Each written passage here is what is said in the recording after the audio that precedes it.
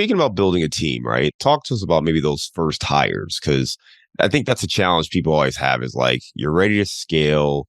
Maybe you don't have the revenue coming in that you feel comfortable hiring people, but you also know that you can't really scale and get the revenue with the amount of work that's on your plate right now. So talk to us about kind of how you and your partner came to grips with scaling, hiring folks, and ultimately adding these folks to the team.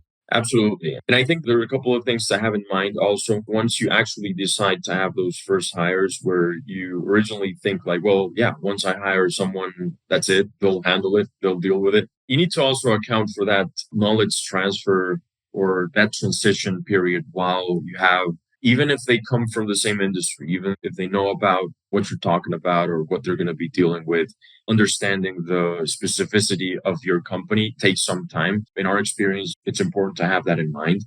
But going back to your question in terms of those first hires, where, how, where to choose or who to pick. In our case, honestly, what we have done is picture the ideal structure, even if it's for a few years down the road. And once you have that image, go back and decide where those priorities are. Whether it is because you are not so good at something and you need to bring an expert. In our case, projects. He's not an engineer. I'm not an engineer. We know about renovation just because we've done it, but bringing experts and professionals in the matter is crucial.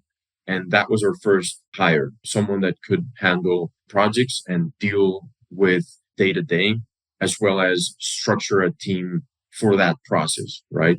It doesn't necessarily have to be the same way for someone else. In our case, that was our experience. And then after that, it's like determining where the other priorities come, and then the second, third, and then it just goes on and on.